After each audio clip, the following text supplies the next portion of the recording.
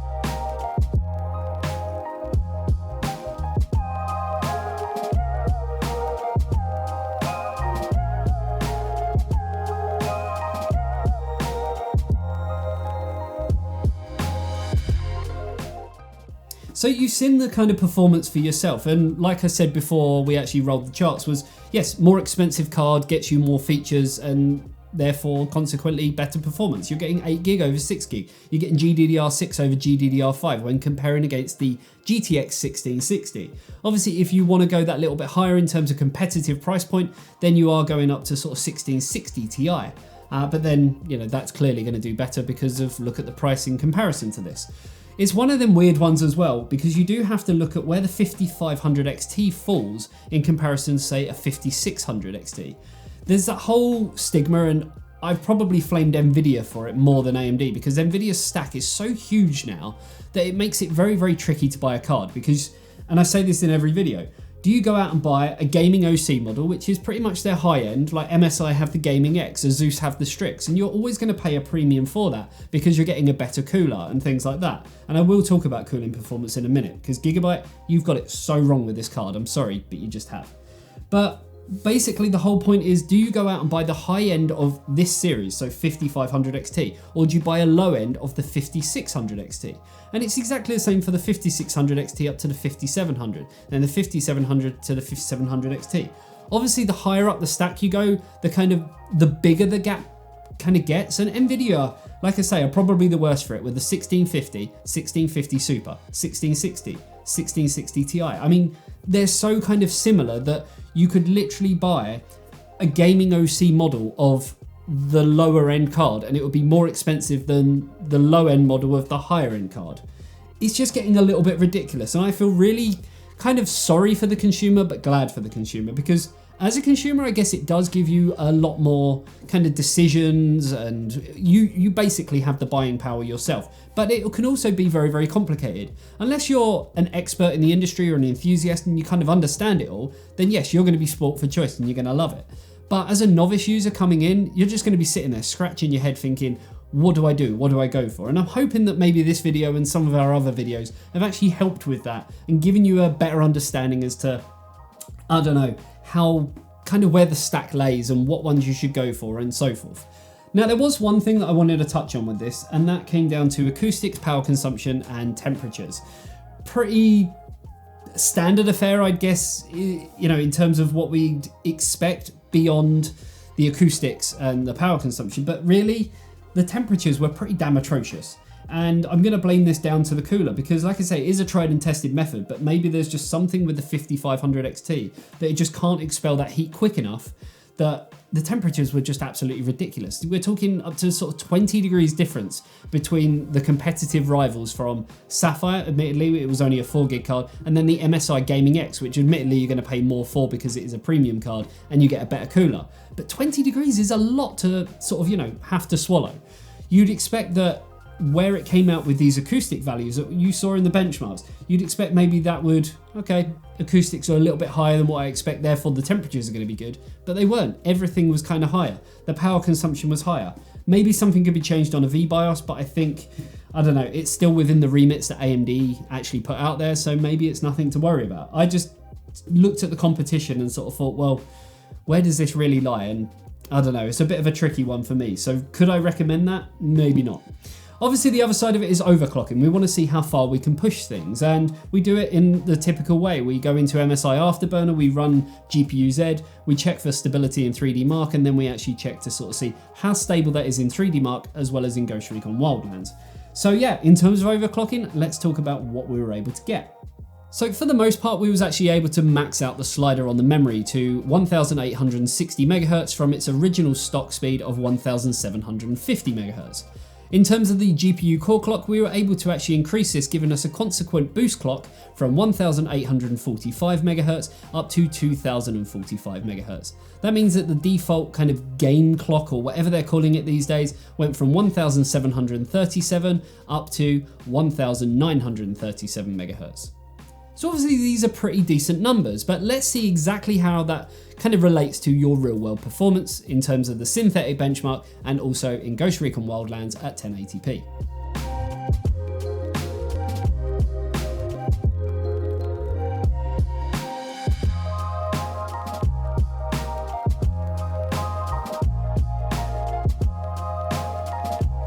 So performance-wise, obviously looking at 3D Mark Firestrike, 170 points. If you're going to be trying to chase some kind of record or having a competition with your friends, then yes, you know, you could say, I managed to get this. Is that going to make a real world kind of difference? Probably not. And that's what leads me on to Ghost Recon Wildlands.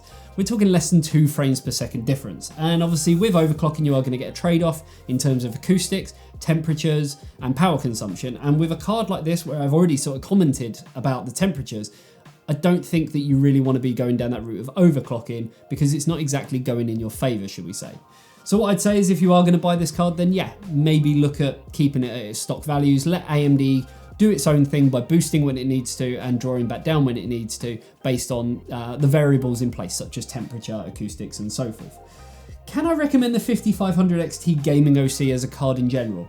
Probably not based on the temperatures. I mean, I've always liked the Gaming OC cards because they offer great value for getting something above an MSRP card. Generally, you do get the higher clock speed, which you do get, admittedly. You get 8 gig of RAM over the 4 gig that you kind of conventionally see with the cheaper cards. You are getting a cooler, which normally I'd be like, there's your saving grace. You get this triple fan cooler, it's quiet, it's going to keep the temperatures at bay. But for some reason on this occasion, it just didn't really work out like it was supposed to. Maybe it's an issue with our card. Maybe it's an issue with all of the cards in general. I really don't know. And obviously I can only comment so far. But yeah, I'm just leaving this video a little bit disappointed because based on other cards that we've had in the past, like the 5600 XT, Gaming OC from Gigabyte, 8 gig, this is basically the bigger brother of this card in all but a name.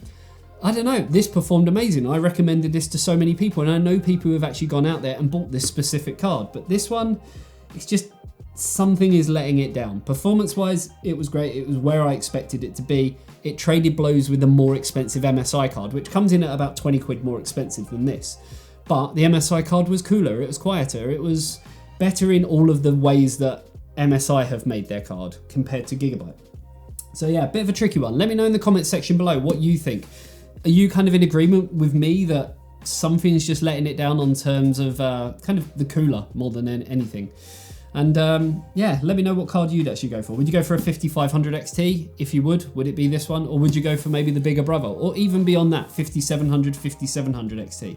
For 1080p gaming, I definitely think there's a space for the 5500 XT out there. And even for 1440p gaming, in certain games, which are pretty high intense games, we were only a few frames per second away from that magical 60 FPS number. And you got to remember, all the games that we test, we always do it on high with pretty, you know, demanding sort of resources needed to actually play these games on high. If you just dialed that back a little bit to medium, you're talking 65, 70, even up to 80 frames per second in certain games and beyond. So definitely food for thought, should we say. There you go, guys. Hopefully you enjoyed this video. If you did, you know exactly what to do, and I will see you in the next one. See you later, guys. Bye-bye.